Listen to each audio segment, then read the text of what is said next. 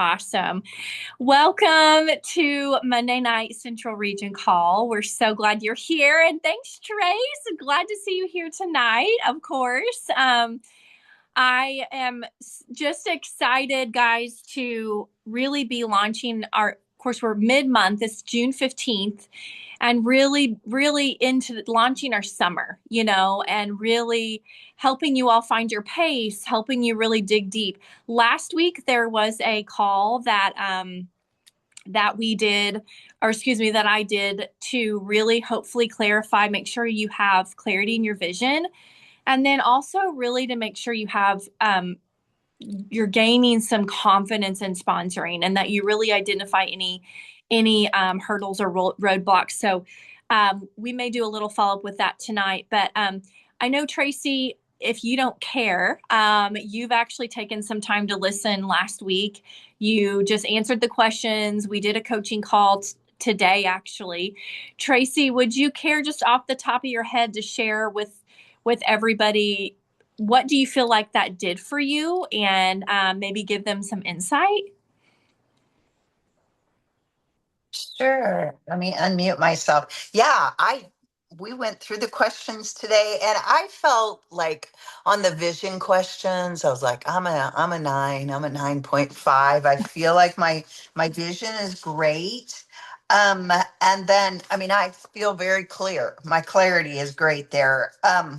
So then we moved on to the confidence portion, and we talked about, if a friend called and said they'd been watching me and they wanted to learn more about my business, how confident would I be in helping them get started? And I'm like, yeah,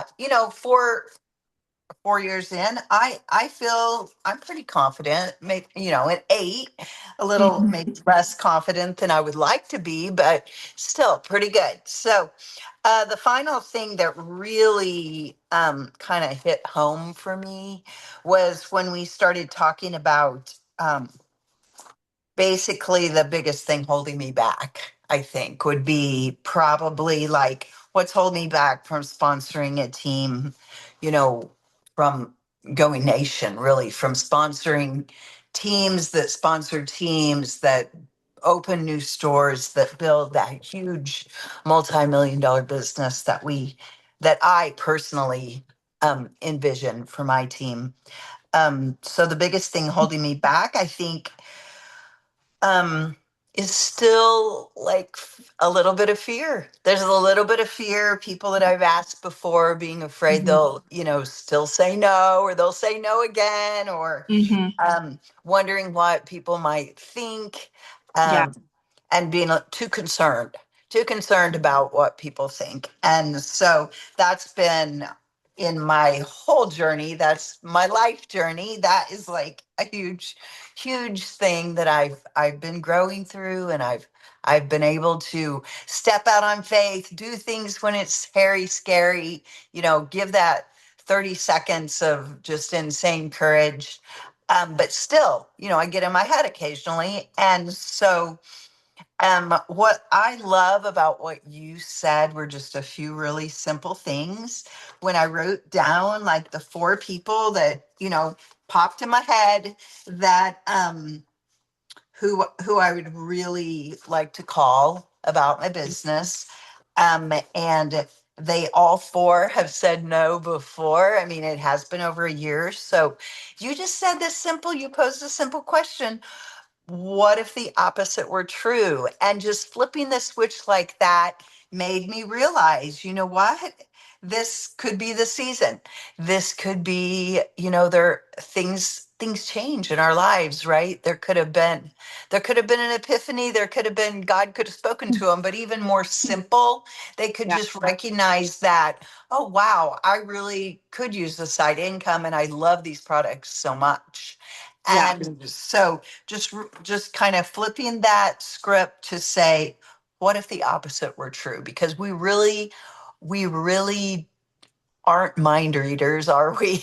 We just, sometimes I think I am, but I'm really not. Yeah. And so I just think that it gave me a different way of looking at it, and knowing that even if their answer is still no a year later, I've at least shared the opportunity with them again.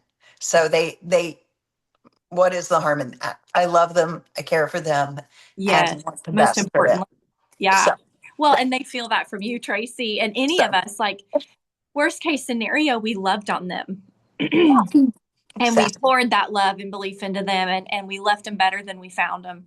And I love that. And I love what you said, just to highlight, what we really did from last week's recording was she just answered the questions, and they were really simple, but they uncovered maybe some belief gaps in sponsoring. And then we really just identified, well, what's the fear? And then we used a tool that she put in her tool belt to say, well, let's flip the script. What if the opposite were true? So she kind of stated the opposite of her fear. That could be true, which always leaves room for us to move. And then you act. That's the last step. You act. And so you name the fear. You obviously say, what if the opposite is true? You speak that over yourself because you kind of need it. And then you act. And I'm celebrating you, Tracy, tonight. I'm going to go ahead and do that because Tracy had 4 names, and her commitment to me was, hey, I'm going to do these 4 names today. And so she's gotten 2 of it out of her 4 done. So I told her I'd leave her a minute at the end of this call to just at least send some texts out or something before the end of the night, before we pop on our 8:30 call. So celebrating that. And I'm so glad. Thank you for just sharing a little bit. But I wanted to share a little bit tonight about just the book that I'm reading, which is Level Up Your Leadership by Debbie Neal. And there has been some really incredible lessons in here. If you don't follow Debbie Neal, she's an incredible leader in Arbonne, and she's someone that I highly recommend. I like to listen to her podcast probably once a week or more. But this book has been I'll be honest, this book has exceeded my expectations, and it's been incredible. And I actually am really looking forward to every day when I'm able to pick up my paper copy, although you guys may be more of an audio type of read too, and that's cool. But I want she's done a couple of incredible calls lately. One of them I'll just highlight tonight is talking specifically about the summer. And I want to really just kind of probably end our call a little bit on this. And talking a little bit about the summer and really truly what the summer can be. So this is my 18th summer in Arbonne, and my son is gone, and this is the first summer that he's been gone. And so I built this business for 18 summers to really have freedom, flexibility. We were able to go out and see him, as you guys know, a week and a half ago, and really truly to build the life that I have today. And I'm like Tracy, I envision a lot more for my family, a lot more for your families. And to build to live and build to give is truly the reason that I'm here and helping others. And I want to set so many other people free in that. There are going to be seasons when we are an entrepreneur. There are going to be seasons that, like Debbie said, the summer is an opportunity. I've known this for 18 years, and I'll be honest, I didn't always enjoy the summers with my kids being home when they were little. I've definitely grown in that. And I didn't always enjoy the summers in my Arbonne business, if I'm being really honest too. However, what I have changed is my mindset and my perspective. And so I think this is where the committed and those that are treating this like a hobby or a convenience get separated as in the summer. And I think the beautiful thing, as we're all building our leadership and none of us are perfect and we're all moving forward, is I think this is an opportunity for us to show our commitment. When people may have more excuses in the summer, when you're building your business, people do have more excuses sometimes just to host or meet up or however. But we also know there's never an obstacle put in front of us that we cannot overcome. That we do know to be true. And so I did want to share a little bit about this with you all, as far as just who are you going to be? Are you going to be interested in building a business in the summer, or are you going to be committed? And also, I love this is that where do you want to be in the next year? Today is next June. Where do you want to be? Today's day one of 365 days that you could commit. So I look at summer as a separation season. I really do. I look at it as an opportunity to really showcase my commitment. Also, love on my team and love on my family and really truly build this for the vision that I have. Um, so Debbie talks a little bit about this. She said there's going to be seasons when you're doing the work and you don't see the results yet. We can all raise our hand and be like, yeah. There's seasons that are quiet. It's like I love the illustration of the lily pad. And I wanted to remind us of this mindset tonight is that the lily pad in 30 days, when you look at it on a pond, on day number 25, what is happening is everything is underground. You cannot see the lily pad. The lily pad is always building its roots under the surface. On day like 24, 25, or 23 to 25, sometimes you see a pad come out, a flower come out.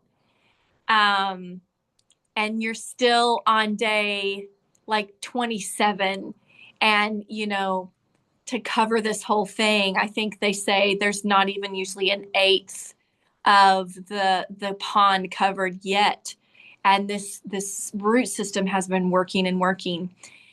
On day number 30, the almost overnight, what you see, because the root system has been quietly working in the dark, right? It has been in a separation season. It has been working and hasn't seen the results yet. On day 30, you can almost always find that entire pond is covered with lily pads. And I always love this illustration in my business. In these quiet, sometimes seasons, these separation seasons, you are enrolling, you're presenting, you're coaching, you're showing up, like you're pouring your heart in, and the numbers do not match your effort. And that is called a separation season. That is showing your commitment, not your interest. And calls, events, follow-ups, all the income producing activities that we're doing, and the harvest doesn't match the hustle. We can relate. But I call those pruning seasons. Like in nature, pruning looks like lost branches, cut back, things removed, and it can look really harsh. Pruning is actually for us. And that is a mindset spoken over me this past week by my business coach. She said, pruning is for you, because someone bigger than us knows the plan. So pruning can also be protection. Pruning is always leading us in the right direction. And that's something that was planned long before we were here. And so in nature, it does look harsh. In our businesses, it can look harsh. And pruning doesn't mean always that you're losing anything. Sometimes it's just that you are being pruned in your heart. You're growing. Pruning is preparation. Those seasons test belief and build it. Anyone can believe when the numbers are soaring, y'all. The question is, who are you when the numbers are flat? Do you decide it's not meant for you? Do you decide your roots or do you decide that your roots are going deeper? When you keep showing up in pruning, your character deepens, your leadership grows, your capacity for pressure is increasing, and your faith muscles are strengthened. Then suddenly one conversation leads to a new lead. One event shifts your month.